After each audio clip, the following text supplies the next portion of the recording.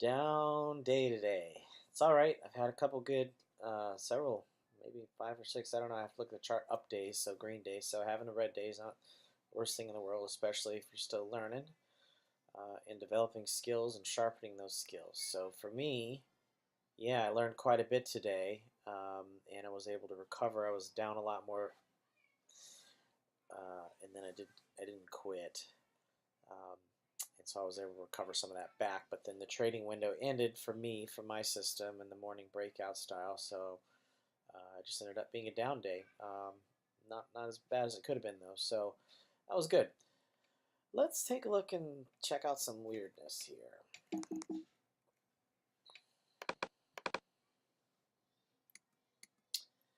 So this one was nice. It had some nice support levels right here. 1, 2, 3, 4, 5, 6. I got in on the 6 bar, so that was good. By all accounts, gap up stock and a lot of support right there is above VWAP. That's a 9-day exponential moving average, if you know what that is. So I could have looked at that, but by all accounts, it should have gone up. It didn't. No problem. I don't have any bad feelings about that. If I'm trading in the box here and it's not going my direction, then I'm okay.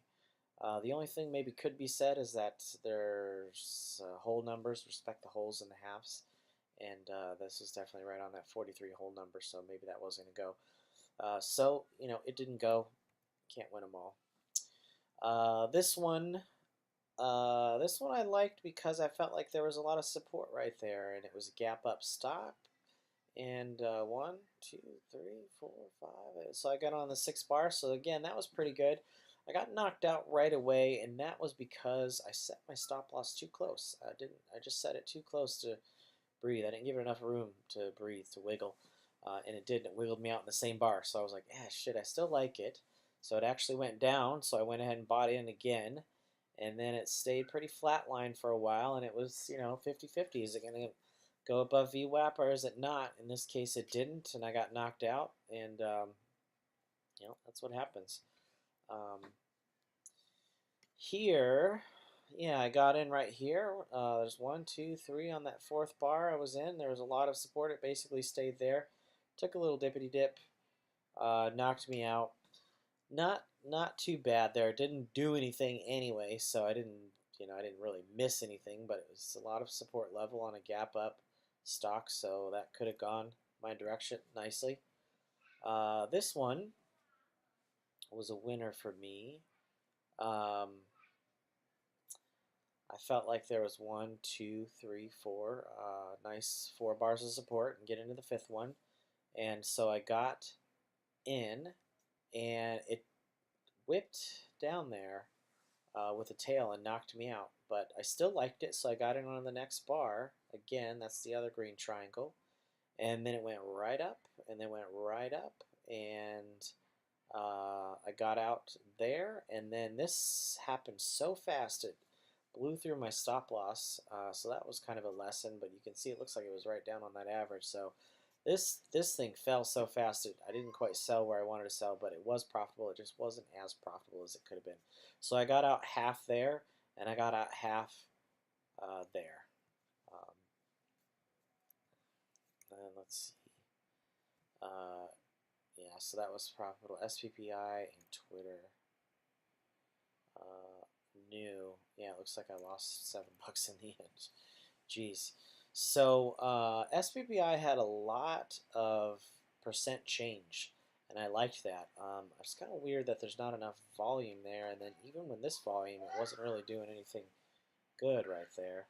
But I saw 1, 2, 3, 4, 5, 6. It looks like it started to break. I was waiting until it got right over VWAP, and then as soon as it did, it continued to go up. And so when it went way up here, I was watching the tape, and I thought, gosh, this is really good. So I got out half there, and then same thing. I put a stop right in here at the edge of this bar, and then it got triggered with this tail. I really liked the percent change. It was a strong catalyst, and so I just kept watching. And a little bit later on here, I felt like this has been pretty supportive this whole time. I mean, it dipped down below, and maybe I shouldn't have taken that one, but yeah, I went ahead and bought here, and it went up, to here, and I exited. That was a keystroke error, so good thing I'm still paper trading. Didn't hurt me none, but I just hate to see that. And this is not within my system. Every once in a while, I like to come by and just scalp something. When I see a big bar like this, that's great. So I'm reading the tape, and it was like right about here, and I'm reading the tape, and I'm reading the tape, and I was like, I wanted to short because I know it's got to reverse, or I feel like it's going to reverse. And so I do. I watch the tape. I watch the tape. It pushes up. It pushes up. We get to the next bar. I'm watching the tape. I'm watching the tape, and then it gets up here, and it starts to stall a little bit. So I short 1,000 shares, and then it does a little boot go down and up and down and up, and then it starts. It makes its major fall there, and then I sell there. So that was just a uh, quick 73 bucks. Um, so not too bad. So good day, sharpening skills.